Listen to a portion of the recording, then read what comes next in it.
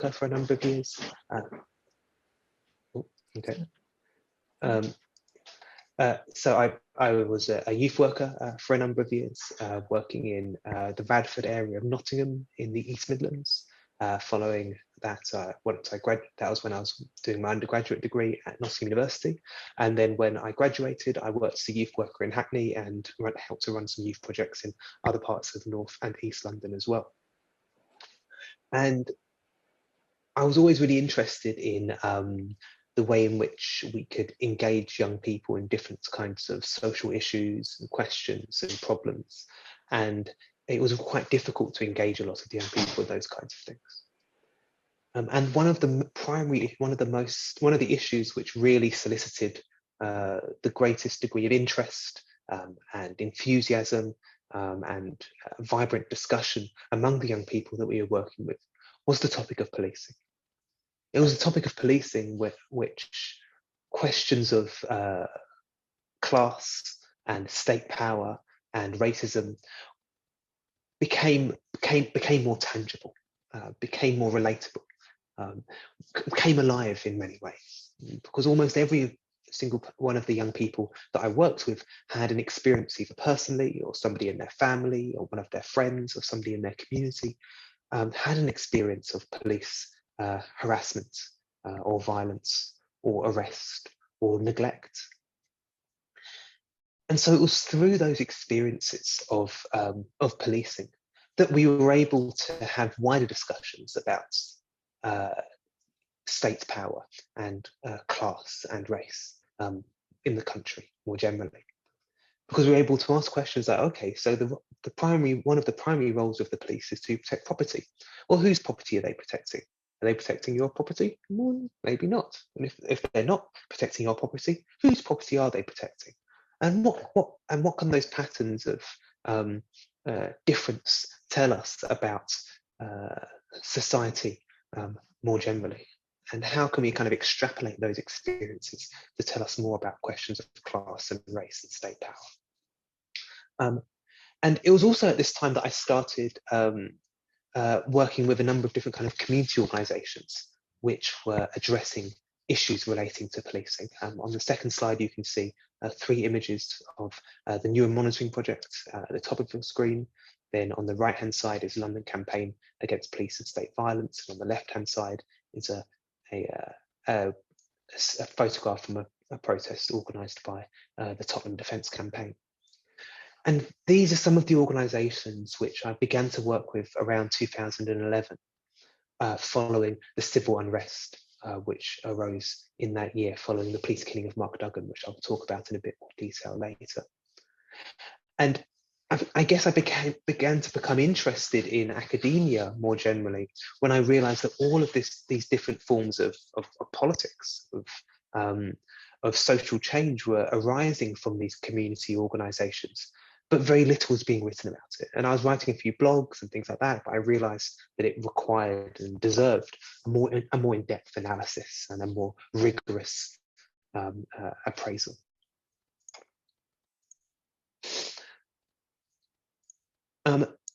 So if you go to slide 3, you can see kind of 2 images on your screen.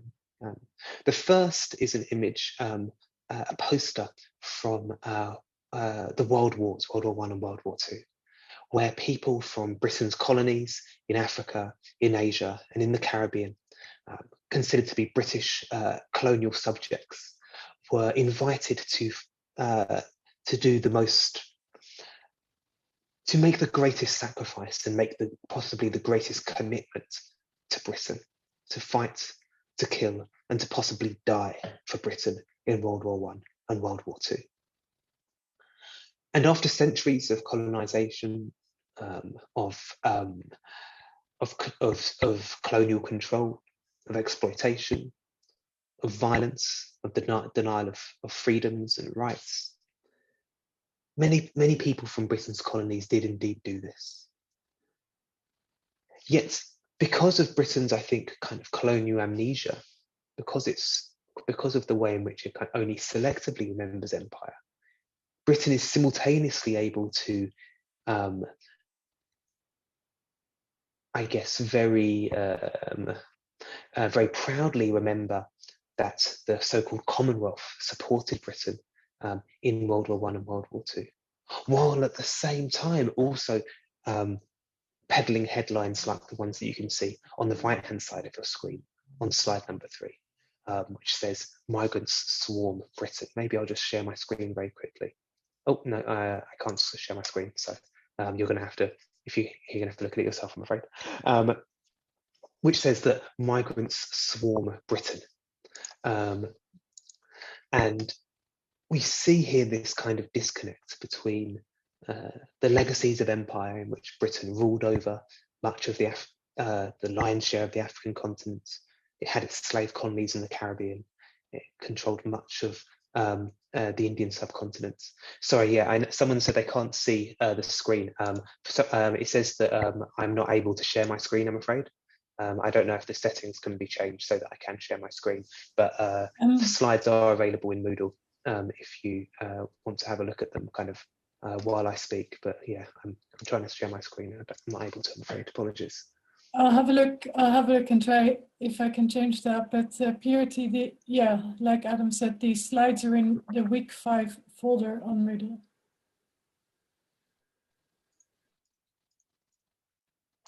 So Britain has this long history of policing, which doesn't begin on the British mainland necessarily, but actually begins in Britain as an empire, and much of Britain's policing historically hasn't taken place here in Britain. It's taken place in the Caribbean. It's taken place across much of the African continent, across parts of South Asia and Southeast Asia, controlling large sections of these colonized populations in order to enforce and reinforce British colonial rule, enforce and reinforce the exploitation that's of people and of lands and of the local environments, which of course led to empire being so hugely profitable, but also of course disciplining and controlling those populations as well, repressing dissidents and anti-colonial uprisings, enforcing colonial rules and colonial law, and thus imposing forms of violence very often. And one of the ways in which that colonial control, that colonial violence was justified, conceptualized, I guess, by Britain is of course through racism. And part of that racism required, therefore, the production of ideas that the colonized people were intellectually and morally inferior to the colonizer, to European people. But after World War II, after these world wars, something really important happens. For the first time, significant numbers, large numbers of people from Britain's colonies in the Caribbean and Africa and South Asia begin to migrate to Britain. Right? There were smaller numbers of people before the world wars, but we see significant levels of migration, numbers in the tens of thousands beginning to arrive after World War II. But what also arrives with those people after World War II are the racist ideas which helped empire function and helped to justify the exploitation, the control and the violence of empire. And you can see some of the stereotypes on slide number 4 of the PowerPoint. Paul Gilroy describes them as stowaways, drifters, pimps, drug dealers, muggers, illegal immigrants, black extremists, criminal Rastafarians. Paul Gilroy says that the black folk devil, as he calls it, has acquired greater power with each subsequent permutation. And I'm going to talk a little bit in today's class about a new permutation of the black folk devil.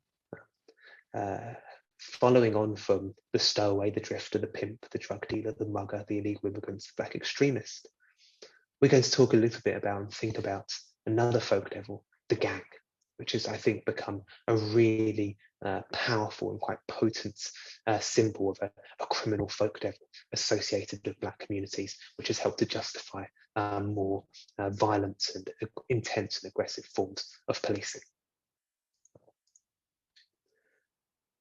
one of the ways in which I think it's been really useful to theorize these ideas of racism and policing has been in the book, which you can see on slide number 5, which is called Policing the Crisis by Stuart Hall and a number of his colleagues.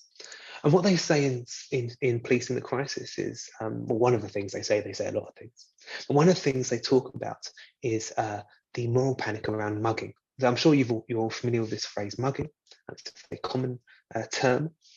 And it's a term which only really arises in Britain in the 1970s. Before the 1970s, there's not really any reference anywhere in the press or in any kind of literature or in government or policing policies and practices to this term mugger. And it's actually a term which is borrowed from the United States, a term which obviously relates to different forms of street robbery and theft, but are forms of street robbery and theft which are associated with Black communities. And what's important about the idea of the mugger is that mugging in itself isn't actually a crime. There's nothing in the statute books or in any kind of legal documentation or anything like that about mugging.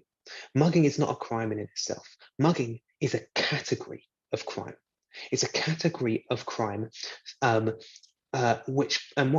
what kind of producing a new category of crime does, it kind of vacuums up lots of existing crimes into this one category of crime. So mugging is this category of crime, and it kind of vacuums up street robberies, theft, and assaults, and all of these different things, pickpocketing, etc., into this new category of crime, creating the impression that there is a new problem, that there is a different problem. And if you create the impression there is a new problem, there is a different problem, then it must be attributed to new and different people. And it is Black communities who are the new and different people for which this purportedly new problem is blamed. And so if you go to slide number 6, you can see some examples of one of the newer, more common and more popular categories of crime that we often see in the popular media and in the press in the 21st century. And that is the moral panic around the gang. So you can see on slide number 6 some headlines. Maybe I'll share my screen now, since I think I can do that, which is good. Thank you. So you can see there the gangs of London, and this lovely headline from the Evening Standard that these gangsters have lost so many friends they've stopped going to their funerals. And you can also see this in documentaries, people like Ross Kemp and others, which play a really powerful role in reproducing the idea of the gang. And it was after seeing all of these kind of media and broadcast forms of coverage and analysis that a couple of criminologists from the north of England began to get interested in this idea of the gang, why it is that Black communities are so often associated with gangs. And what they did was they went to they saw these headlines in the Evening Standard newspaper in London about gangs of London, but they also saw it in Manchester, with Manchester being termed Gunchester by the Manchester Evening News, or Nottingham being called Shottingham by the Nottingham Post. And what they did was they went to Greater Manchester Police and London's Metropolitan Police, and they identified the fact that both these police forces had gangs databases. They've got big gangs databases with all of the people they've identified as being involved in a gang. And what they did was, the first thing they did was they said, can we have your gangs database, please, broken down by ethnicity? And the police said, yeah, sure, here you go. And then they said, okay, so how do you define a gang? What is a gang? How do you define what a gang is? And they said that a gang is anyone who's involved in what they call serious youth violence. So this can be anything from discharging a firearm or attempted murder, so very serious offences, all the way down to less serious offences like aggravated assault, which is effectively spitting, shoving someone. And they said, right, can we have everyone that you've identified as being involved in serious youth violence and have that broken down by ethnicity, please? And they said, yeah, sure, here you go. And this is what they found. On the top half of your screen, you can see is for Manchester. The bottom half of your screen is for London. And so you can see in Manchester, 89% of the gang members in Manchester are Black, Asian and minority ethnic, according to Greater Manchester Police, and only 11% of them are white. Yeah, when it comes to serious youth violence, the apparent criteria for which gang members are identified, 77% of the serious youth violence is carried out by white young people, and only 23% is carried out by Black or Asian young people. Down in London, in the bottom two pie graphs, you can see that 80% of the gangsters are Black or Asian, according to the Metropolitan Police, and only 20% of them are white. Here, when it comes to serious youth violence, it's 50-50, which is roughly proportionate with London's youth population. And when we look at Black and non-Black groups, the numbers are even more stark, with a whopping 81% of Manchester's gangsters being Black, yet Black people only managing to carry out 6% of the serious youth violence in Manchester, the apparent criteria for which they are identified as a gang member. So you can see similar discrepancies at the bottom half of your screen for London. So what does this tell us? Importantly, this is evidence of what we call institutional racism. Institutional racism, and by what I mean when I say institutional racism, this is when the normal functioning of an institution produces racist outcomes. Now, the reason that these institutions produce racist outcomes as their normal functioning isn't, as far as I'm concerned anyway, as many policymakers or practitioners might argue, because there is some kind of unconscious bias deep within the psyches of police officers that need to be exercised out by some kind of unconscious bias training or some other similar kind of anti-racist consultancy. It's not because the sum total of individual police officers are bad apples or bigots or biased in one way or another, unconsciously or otherwise. It is because the functioning of policing requires racism in order to carry out the work that it does. And why is that? The reason that racism is so fundamental to British policing isn't because racism has been a fundamental part of understanding criminality and deviance and immorality for years or decades or generations.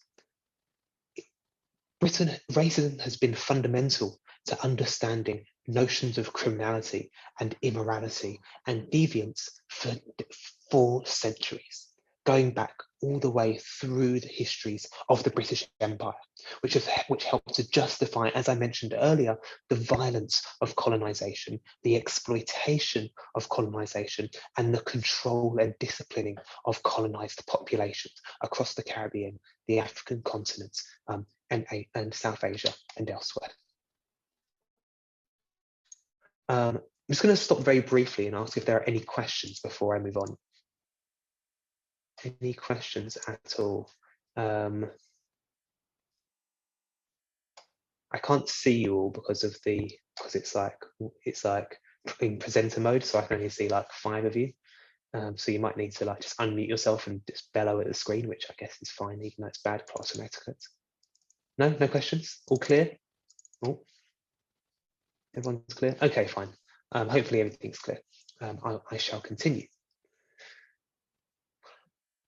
So one of the ways in which one of the effects, of course, of this idea around gangs and also other moral panics as well, is that it leads to an expansion of prison and police power. Right? It's used to help to justify the expansion of prison and police power. And one of the probably most common and well-known expansions of prison and police power is, of course, the power to stop and search. Right? So I'm going to go through a very quick example of police stop and search, which I think might be useful for understanding how it operates. Okay, let me share my screen again. Okay, here we go. So this is a map of London, as you can probably all tell, and it's been divided into 3 areas. Tier 1, blue boroughs, Tier 2, red boroughs, and Tier 3, green boroughs. So an operation called Operation Blood 2, which took place between 2008 and 2011, sought to deal with London's apparent gang problem. And what the Metropolitan Police did was divide London into these three categories, where tier 1 boroughs, the blue ones, are the boroughs with the highest levels of gang activity, according to the Metropolitan Police. So you can see here Croydon, Lambeth, Lewisham, Southwark, Tower Hamlets, Newham, Waltham Forest, Haringey, Hackney, Enfield. And the red boroughs is where there was a medium amount of gang activity, and then the green boroughs, the lovely leafy, mainly suburban boroughs, are the places with almost no gang activity. And what the police did was they increased stop and search massively in blue areas, a medium amount in the red areas, and barely at all in the green areas. And so here's a graph to kind of demonstrate how much stop and search increased. The kind of blue area in the middle is when Operation Blunt 2 was in operation. And you can see in the blue boroughs, a massive increase in stop and search. The red boroughs, a medium increase, and the green boroughs, a very small increase. So what was the effect of increasing stop and search in this way? So you can see here in this graph that assaults involving knives actually did start to go down during the period of Operation Blunt 2. You can see the kind of graph is kind of slightly slanted downwards. But what's interesting, of course, is that overall, you can see the blue line kind of goes down, then up, then down, then up, then down, then up. And in the red boroughs, the line goes down, then up, then down, then up, then down, then up. And in the green boroughs, the lines also goes up and down. It kind of fluctuates. And so what this helps to demonstrate is that whether you increase stop and search massively, a medium amount, or not at all, assaults involving knives actually fluctuate at a very similar kind of rate. You can see in this final graph, don't worry, it's not going to be death by graphs. This final graph, you can see that there is an actual increase towards the end of Operation Blunt 2 in robberies involving knives. So what does that tell us? That, of course, doesn't tell us that more stop and search definitely leads to more robberies involving knives. But what it does tell us is that there is no correlation whatsoever between increasing levels of stop and search and reducing these types of violent crime. But I think what's important, and here's a government study which kind of summarizes that. But what's important, therefore, is that despite the fact that this form of police power is wholly ineffective in reducing levels of violent crime, we still see the police power to stop and search, and the idea that we need more police officers on the streets in order to improve public safety as reproducing a kind of common sense in relation to law, order, and safety. And the reason for this, I would argue, is because we continually see images of these kind of racialized criminals being reproduced, and that this kind of disciplinary violence is the only way to deal with it. Cool. Everyone clear on that? Any questions? Any questions on stop and search before I move on? No? Okay, cool. I'll get back to it then. My slides. Okay. So one of the ways in which I think we see this idea around this kind of really coming to fruition is the police killing of Mark Duggan in 2011. And you can see here on your screen one of the some of the newspaper coverage of Mark Duggan, which arises. So he's described as one of Britain's most violent gangsters. And although the police say that he's linked to 10 shootings and 2 murders, Mark Duggan doesn't really have a serious criminal record at all when he's killed by the police. In fact, I think his criminal record is something like possessing a small amount of cannabis and possession of stolen goods, which means he bought something that had fallen off the back of the lorry, so to speak, and had the police take that off him. So there was no real kind of concrete evidence that he was this dangerous person.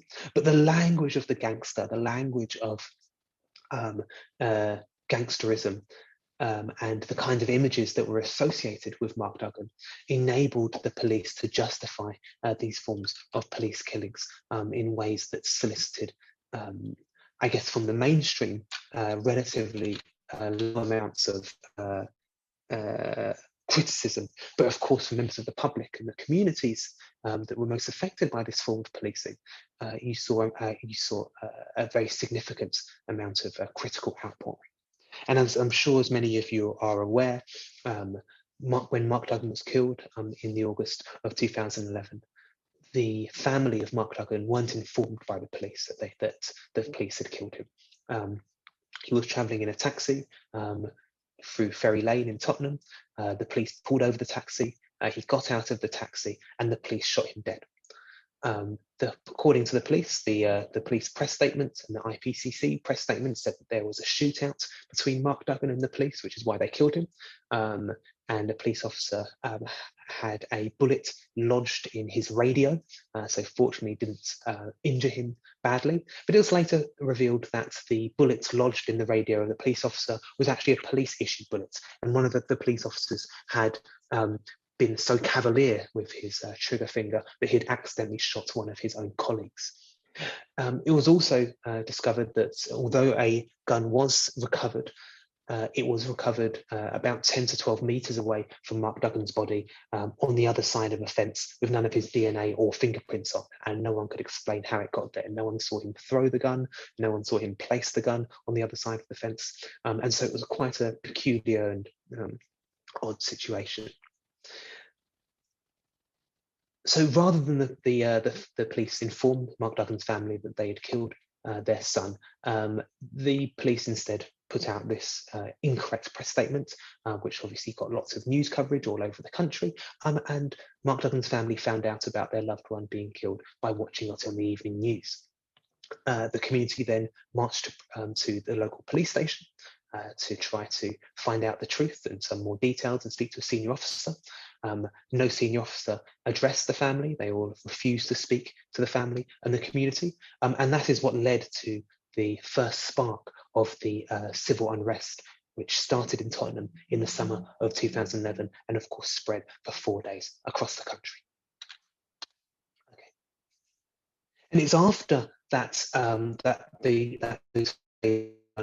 you see the reproduction of the idea of the gang. And you can see here this speech from David Cameron in this professionally graffitied youth club in Oxfordshire, where he declares an all-out war on gangs and gang culture. And he describes gangs as a major criminal disease infecting the streets and estates across the country. And so following this, you see a full increase and intensification of police crackdown on this idea of the gang.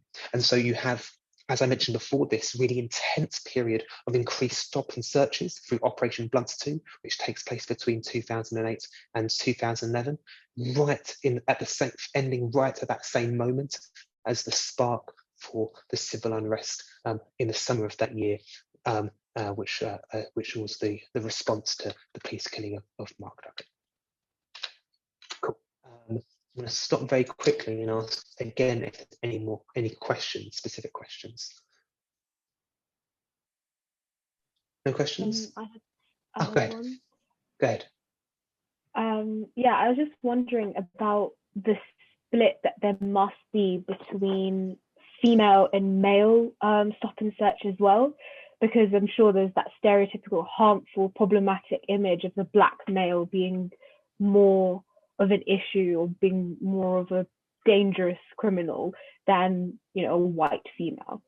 What are your opinions on this? Yeah, no, I think you're completely right. The level of stop and search for men is significantly higher than that for women. And I think it's partly to do with, yes, the stereotypes around the kind of the threat of the black or brown man being this kind of physical threat in society, which does apply to black women as well, but not in quite the same ways, I think, as black men, which I think is why we see this significant significantly more men being stopped and searched by that in comparison to women.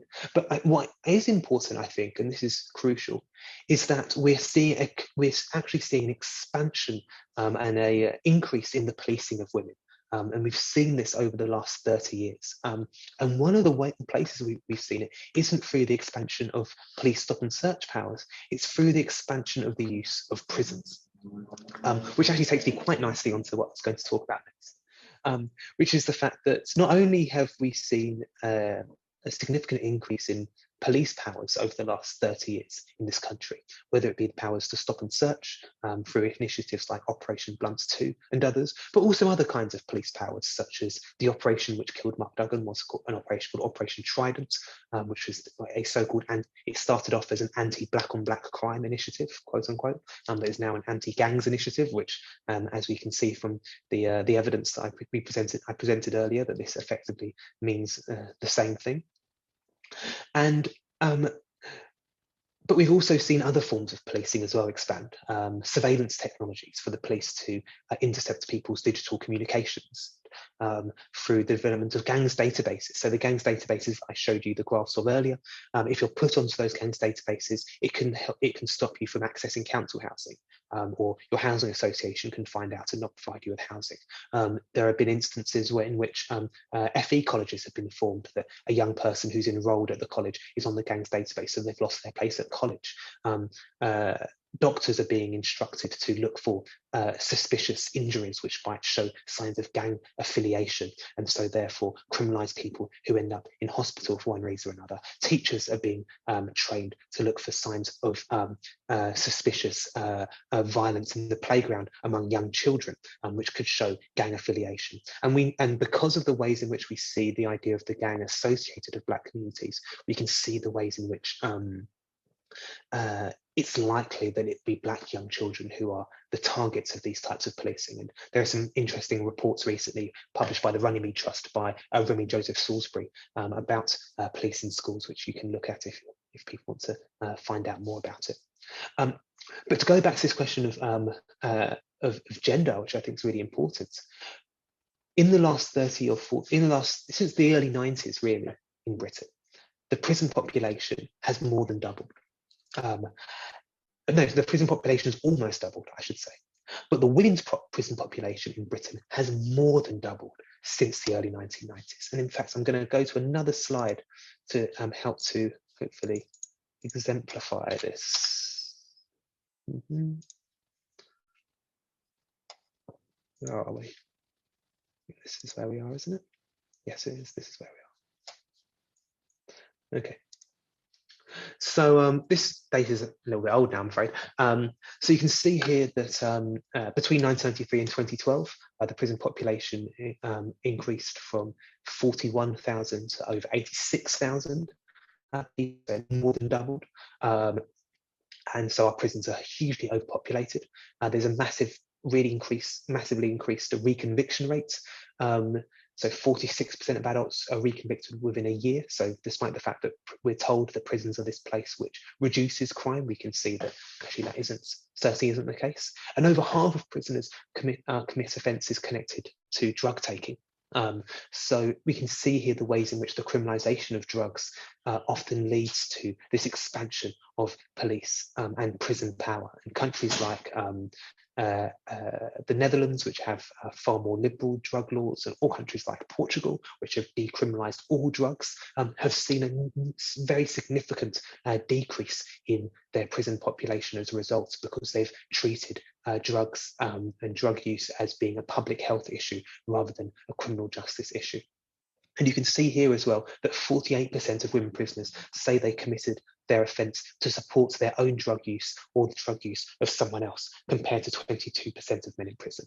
And so you can see that the doubling of the women's prison population in Britain since the early 1990s has been very much linked to the increase in the criminalisation of drugs, right? Taking cannabis from a Class C to a Class B drug, having this war on drugs that is very popular with both political parties, really. And so, as was mentioned, while we do see a much bigger male prison population in comparison to women, and much more men stopped and searched than women are stopped and searched, we are seeing a significant increase in the incarceration and the policing of women as well. Okay, so here's a nice graph for you all to see, which is the percentage change in the prison population. So again, you can kind of see how much the prison population has increased since the 1990s. So therefore, we know it's the fault of both the Conservative Party and Tony Blair's Labour Party. And finally, I think in the last couple of minutes, I'm just going to say something very, very quick about the protests in the summer of this year, which I think sought to address these kinds of issues. Oh no, I wasn't sharing my screen, was I? Okay, sorry. Hopefully, I just had to use your imagination about that final graph. So in the summer of this year, we saw obviously some of the largest anti-racist protests in British history. And I think one of the most radical demands of the movements that arose was a campaign that thinks about abolishing police and prisons, which seems like a kind of very scary, anarchic, maybe even slightly crazy idea. But what the idea is premised on is actually emerges from a long history of mainly Black feminist thought, which arises both from Britain, but also principally from the United States. People like Angela Davis, Ruth Wilson Gilmore, and others, and Beth Ritchie, and other principally Black feminist thinkers and activists. And what they argue is that both in Britain and in the United States, we've seen this continued expansion of police and prison power. Yet we haven't seen a similar decrease in harm within our society. We haven't seen a similar and a connected increase in community safety. And what they argue is that, in fact, when we look at the police and prison system in this country, and we see the places with the lowest amount of crime and harm and the highest levels of community safety, they're not the sections of our society or the countries in the world that have the highest number of police officers or the populations who are under most threat of incarceration or deportation or state power and control. They're the communities and places with the highest levels of employment and decent housing. The places where people have access to good schools and have access to mental health provision and care.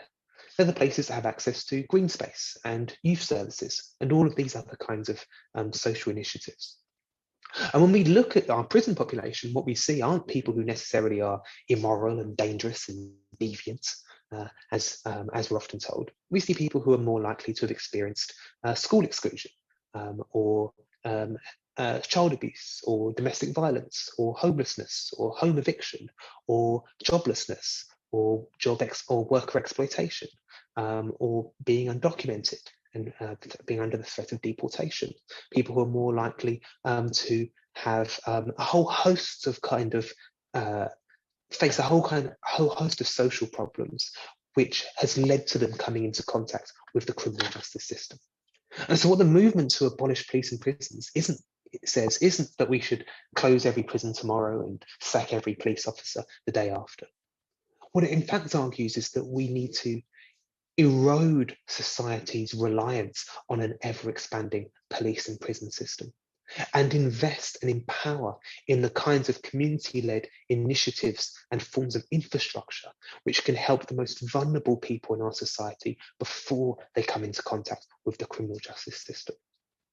So if we build if we start to build and get closer to a world in which we can end school exclusion and the failing of our young people in our school system, but where we can make sure that people have access to decent housing and a secure employment and mental health provision and good forms of healthcare and support for people with special educational needs, and an end to the hostile environment policy that criminalises undocumented people, decent domestic violence services and services for people who've experienced child abuse, all of these different types of things, then we can erode society's reliance on this ever-expanding police and prison system with a vision to one day building a world in which prisons and police are obsolete.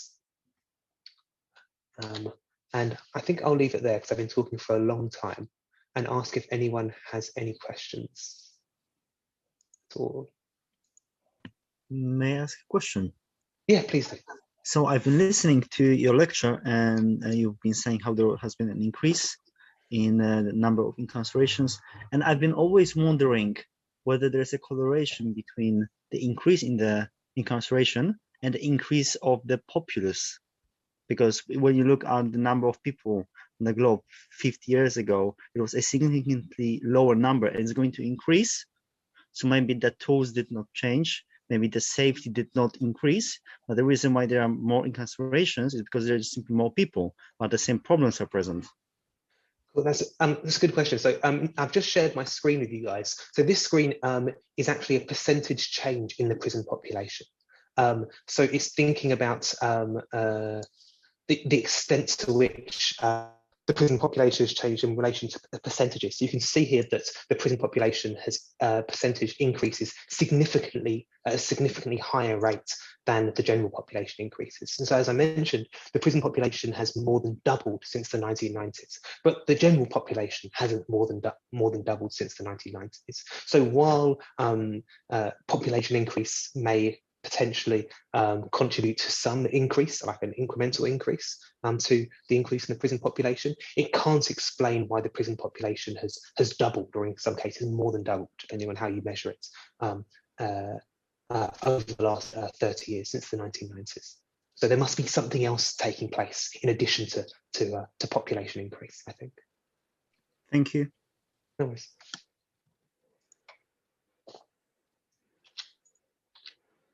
Any other thoughts, questions? Has got to be a question, it can just be a thought. I have one question. Go ahead. So I was just wondering, because I know that in America, a lot of prisons are not run by the state, they're kind of company owned. Is that the same in the UK? That's a really good question. So we do have a number of private prisons in Britain. So Birmingham HMP was, I mean, until very recently run by G4S, and that's quite a famous one because it was heavily overcrowded, had lots of problems with violence and what have you. But we don't have private prisons on anywhere near the same scale as the United States. And so therefore we don't have really what is called in the US the prison industrial complex, where it becomes increasingly profitable for prisons to be built because not just people, large institutions, businesses, financial institutions and what have you, are generating significant and regular forms of income from prison expansion in this way. The only types of prisons which are commonly privatized in Britain are what are called immigration detention centres. So a specific type of prison specifically designed for people who are undocumented. And so the crime that these people have committed is that they're just a human being who doesn't have the right paperwork to exist on this bit of soil called Britain. And we are seeing an increase in privatized prisons in Britain, but as I said, not in the same scale as the United States. But a lot of people in the US are now kind of moving away from focusing solely on how damaging private prisons are specifically, and thinking more about the fact that actually private prisons expansion and state prison expansion can happen concurrently. And that's something, of course, we've seen here in Britain, which has not gone through this kind of rapid privatization process, but it's still gone through a very, very rapid prison expansion process. And if you'd like to read more, I'd recommend checking out the work of Ruth Wilson Gilmore, who's written a brilliant book called The Golden Gulag, all about the expansion of private prisons and prisons more generally in the US, who I think is very, very useful. And her theorizing, I think, is really useful for understanding prisons more generally as well, including here in Britain. Thank you. No worries. Any other thoughts? If I may, I have a question. Sure, go ahead. Earlier you spoke about stop and search powers regarding the police. I was wondering if you thought that defunding the police would be a suitable solution to this problem in the UK, or if not, what would you say is a suitable solution for this problem? Yes, so I think that when we look at stop and search powers, what we see is that actually they're not only are there problems with racial profiling and then reproducing institutional racism. But also there's a really significant problem in relation to the fact that there's not really very much evidence that they improve community safety, right? That they reduce harm and violence within our society. I gave you that example of Operation Blunt 2, which is one example, but there are a myriad of different kind of examples which demonstrate that in the long term, there's not really any significant effect. But what this question around defunding the police, I think, is very much linked to what I was mentioning around this idea, this concept of prison and police abolition. Right? So defunding the police, I think, is a process towards that vision of a world in which prisons and police are obsolete. So it's the idea that if we defund the police, if we stop the expansion, the continual expansion in police and prison power, and instead take those resources and invest them into community institutions and forms of social infrastructure that can prevent the kinds of problems that arise among marginalized communities, which leads to them being more likely to come into contact with the criminal justice system, then we can not only erode the harm which leads to people coming to prison, in addition to eroding the harm that prison often actually imposes upon people, right? If you've got people who are more likely to have a history of mental health problems or addiction problems or experiences of child abuse or domestic violence and all of these types of things, putting them into a cage effectively is only going to exacerbate those problems, those issues, not going to deal with them effectively. And so arguing, therefore, about divesting from these kinds of institutions of punishments and punitive forms of justice and investing in the kind of preventative care that can improve community safety is, I think, one of the central foundations of this idea of defunding the police, a slogan which was popularised in the summer of last year by the protests which took place both here and in the US and elsewhere. So hopefully that helps to answer your question. Any other thoughts or questions at all about anything that we've talked about today? I actually recently watched a podcast with Raphael Rowe. I don't know if you've heard of his story, but it was pretty significant. He went to prison at 19. At the age of 19 for murder, for the M25 murders, and he was wrongfully convicted and was only let out, I think, 20 or so years later. So obviously spent much of his youth in prison, and of course he fights for the same, thing that we're talking about.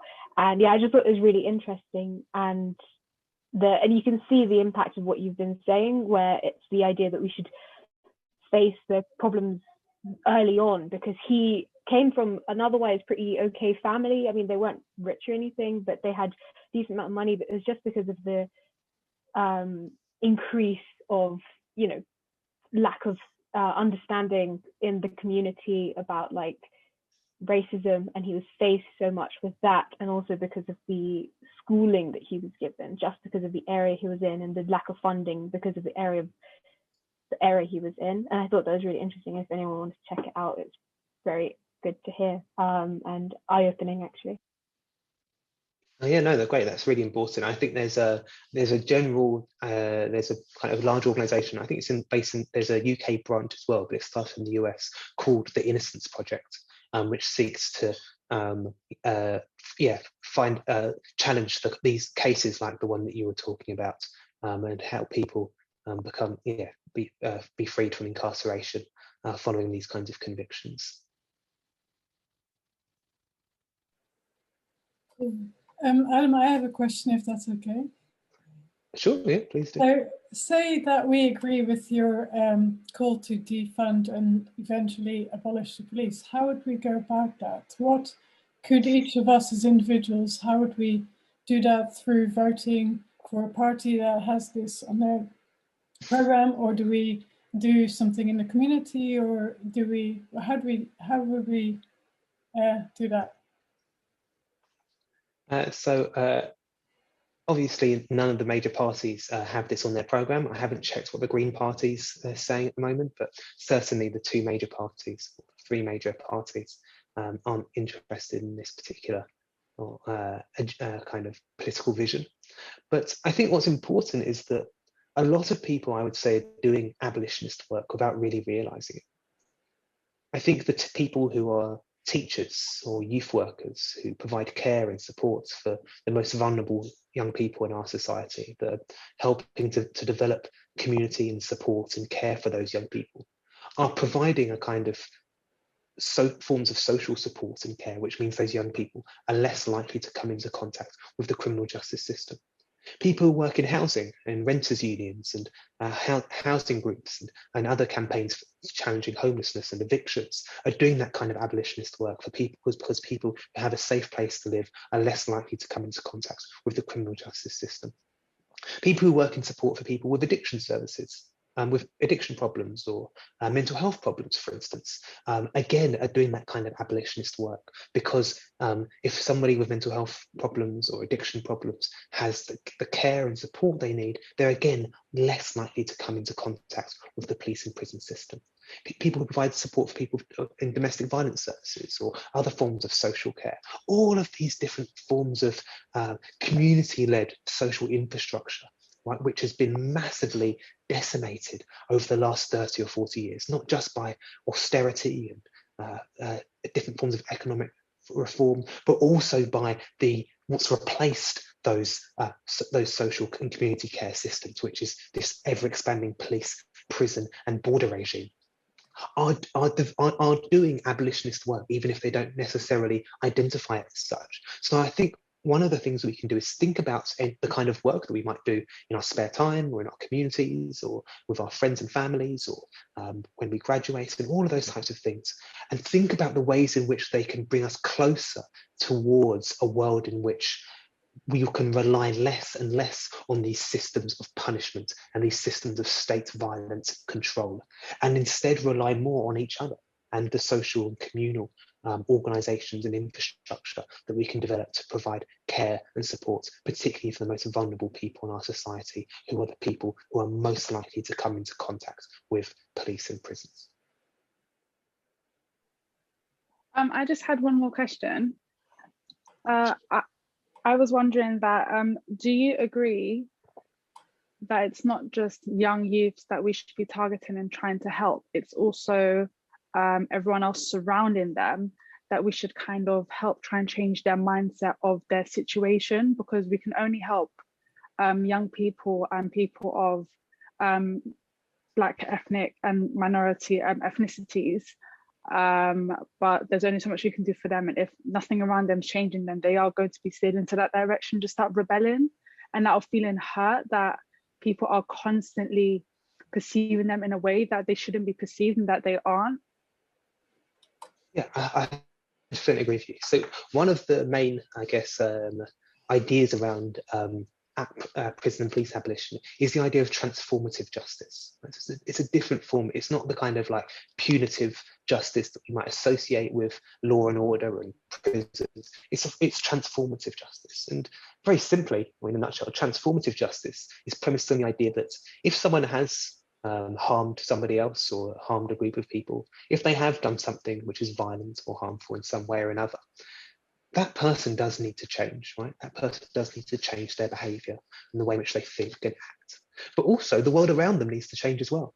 The people and institutions which have led to that person committing those harmful acts also need to change. And that could be family and parents, that could be communities, that could be the institutions they come into contact with, like the school system or the housing system or probation or the care system. All of these other institutions and individuals need to change as well. So transformative justice is, I think, a really useful tool of understanding the necessity, but it isn't just the young person which is being funneled through the criminal justice system that needs to change, needs to be transformed, but it's everything and everyone around them as well.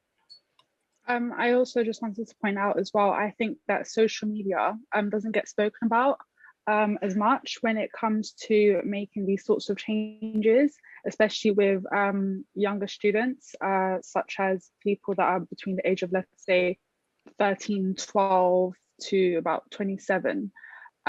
So I just believe that there are a lot of social media pages out there, for example, on Instagram, that are of Black, Asian, minority ethnicities who are still promoting that sort of behavior that does need to be changed. And I just believe in a whole that there needs to be more regulation set out for example, for YouTube, when it comes to drill music videos, just as a broad example. I'm not saying that that is the main kind of reason why people are like that, but I'm just saying that in order for change needing to happen, people kind of do need to take more responsibility as well.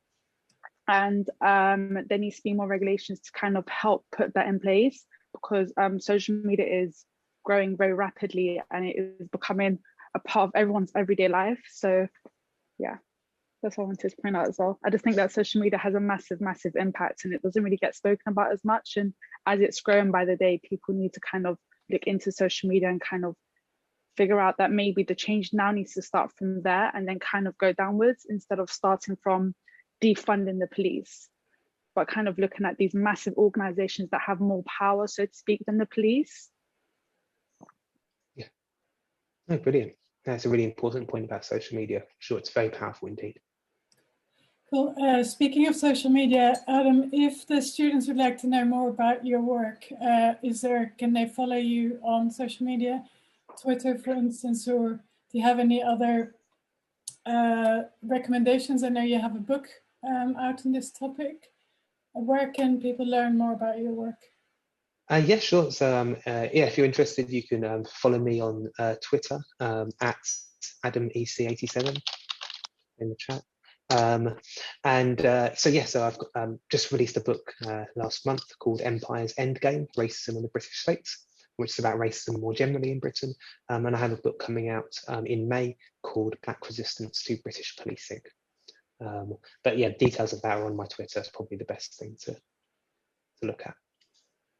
Brilliant. Well, thank you so much, Adam. And I'd like to invite all of you to join me in a virtual round of applause for Adam. It's been a really illuminating and inspiring talk. I'm really pleased that you made time for us. So thank you so much, Adam.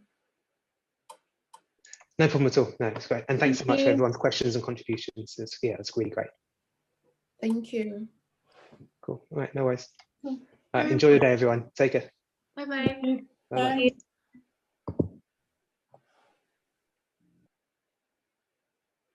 Thank you. Thank you. Thank you.